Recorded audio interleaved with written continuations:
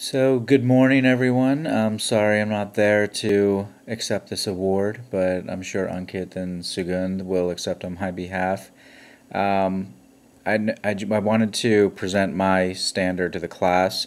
My standard is the DSM IV, which is the Diagnostic and Statistical Manual of Mental Disorders. And like the name implies, it describes classifications of mental disorders. It is currently in its fourth edition, thus DSM IV. And the DSM IV primarily describes clinical disorders, personality disorders, and intellectual disabilities.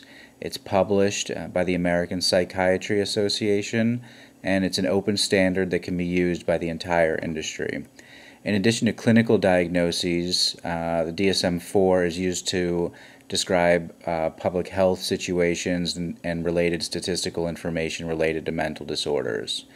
Why is the DSM 4 important? Primarily, it's important because it provides a common language for clinicians to use when diagnosing mental conditions. It is also an objective guideline versus a subjective one with very specific criteria that's used to ascertain the mental conditions of patients. Various degrees of disorders are also outlined in the DSM 4. The classification of mental disorders allows appropriate treatments to be implemented, medications to be prescribed, and protocols to be followed.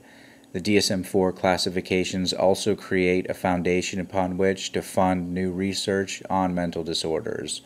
Operationally, the DSM 4 classifications influence medical billing in hospitals.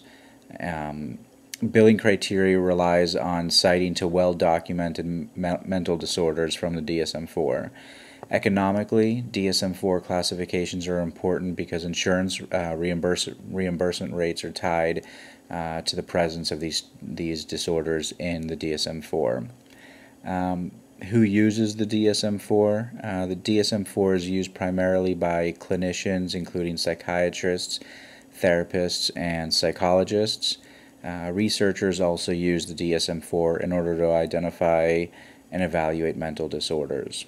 Insurance companies use the DSM 4 in order to calculate reimbursement rates, and drug companies also use the DSM 4 to guide their drug research funding and manufacturing. The example shown reflects two specific criteria required to diagnose autism in children. The DSM 4 guideline for autism in general will read something like, 2 items from Part A and 2 from Part B are required in order to diagnose autism. I've just included the, 2 sample parts from Part A for you to see how specific the criteria really are. So that's all I have. I wanted to make sure to get this in. Hope everyone's well. See you soon.